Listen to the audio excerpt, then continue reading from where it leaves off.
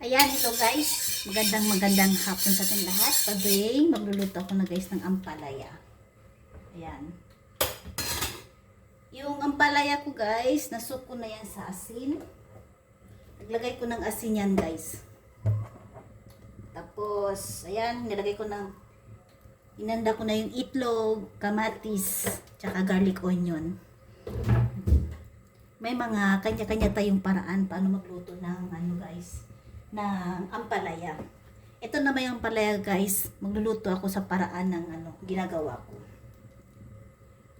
So, ang gagawin ko ngayon guys, lulutuin ko muna yung garlic onion.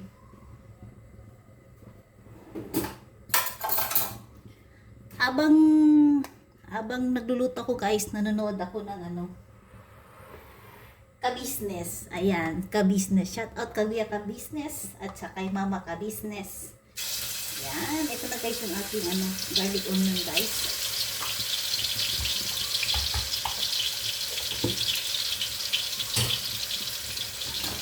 Ayan, ito na guys, ganito lang guys yung ating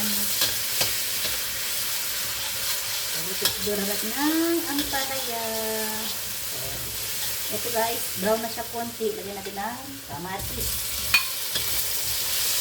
Hintayin ko muna yung kamatis kasi maging malambot. Ako pa ilalagay yung ating ampalaya. May mga kanya-kanya tayong paraan guys kung paano tayo magluto ng ampalaya. Ito naman, pagluluto ko ng ampalaya, style ko naman siguro. Nanonood ako ng business YouTube. Business YouTube. Kuya ka business.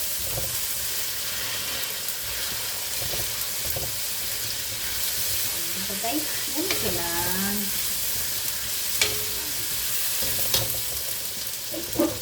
Okay. Ito na yan guys. Isasali ko na guys yung ating ampalaya. Itong ating ampalaya guys. Yan. Kasi ito guys, namaya ko nilalagay pagluto na yung ating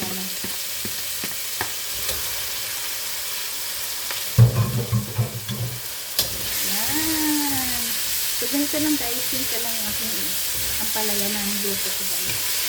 Maya-maya konti pag malambot na yung aking saka ko pa ilalagay yung yan. Malambot na guys yung aking tawag nito? Kamatis.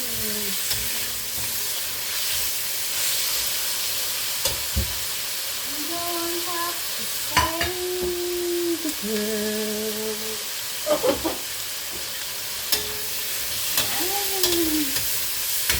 Dito guys. At mamaya guys, nagsalita ko ng isda. Ito lang yung ulam ko ngayon.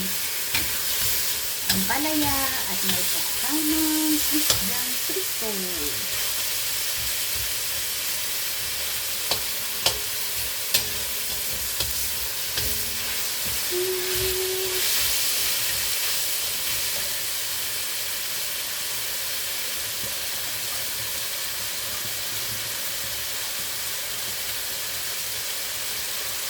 Yan.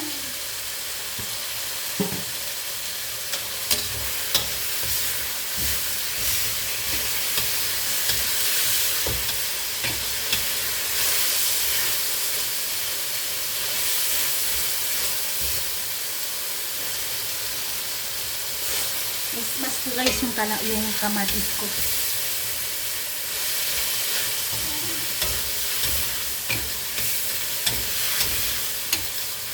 So, dito guys, ganito lang guys.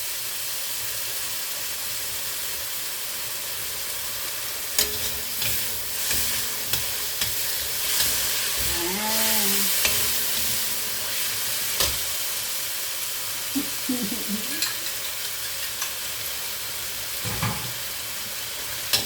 Nanonood ako ng ka-business guys. Natatawa ko. Si Kuya Estong at si Kuya Bugi.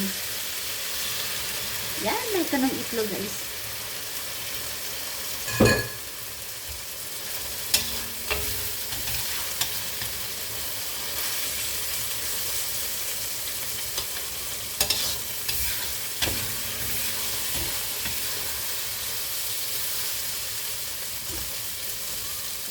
Yan guys, malapit na matapos tayo ang ating eggplant.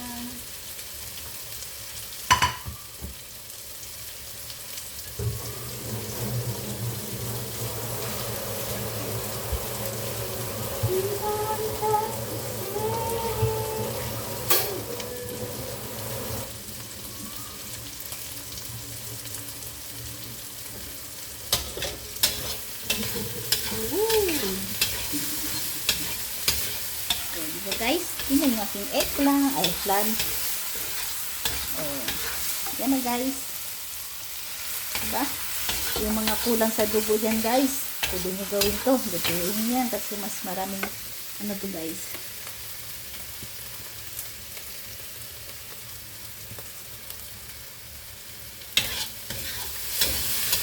Pagsasama.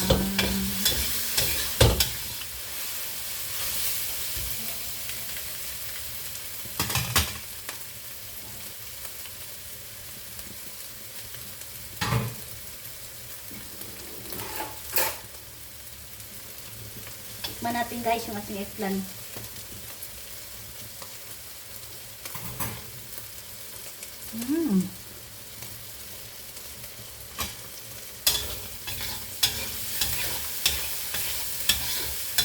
Ito yung kailangan lagay ng asin guys kasi nasuko na siya sa asin eh. Lagyan ka ng konting asukal ko. At syempre nagbibigay ng lasa. Huwag natin kalimutan.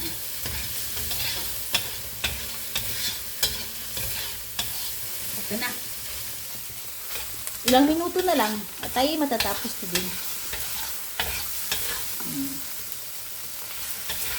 Diba?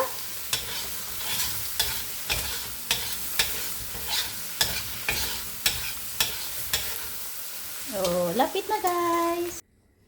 Ito na guys, ang aking eggplant. Tapos na po. Ayan. Maraming salamat guys. Ito lang yung pagluluto ko guys. Simpleng ang palaya na ginagawa ko guys. O, diba? O, simpleng pagluluto. Simpleng paggisa ng ating ampalaya. Maraming salamat guys. And God bless everyone. Bye-bye.